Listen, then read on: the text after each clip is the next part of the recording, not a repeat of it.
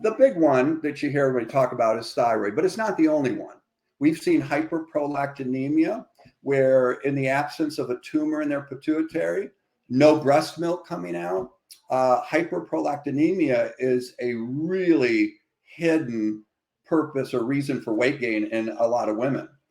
Maybe they had a baby and they never lost the weight, but nobody will check their prolactin because they're like, oh, you're not pregnant. You know, we don't need to do that.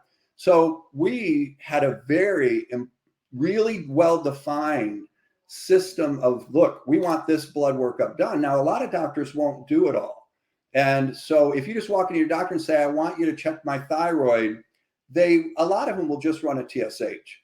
Now, there are a lot of great doctors out there, but I am talking about general practitioners who don't have the background in obesity and thyroid function, so they just run a TSH.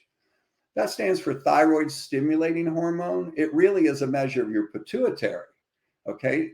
Now, if that's really high, that sounds good. It was really bad, all right? So if it's really high, you have hypothyroidism. Now, that's what a bad doctor will do, okay? And I don't mean to say bad. I just mean to say uneducated. It's just, yeah, it's sad. Now, a better doctor will run a TSH, a T3, and a T4. Now, T3 is the active thyroid hormone. This is the one that regulates your metabolic rate. And T4 is inactive. But what's good about T4, and this is called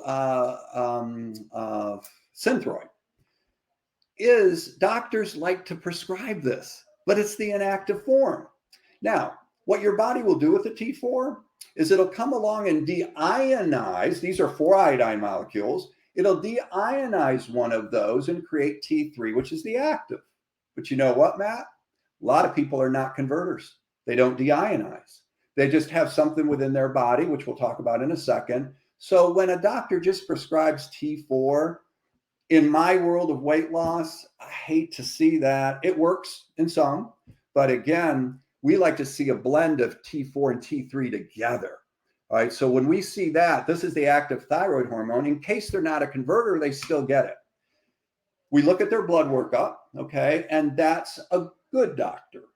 But you know what a great doctor is, Matt? He's going to run antibodies.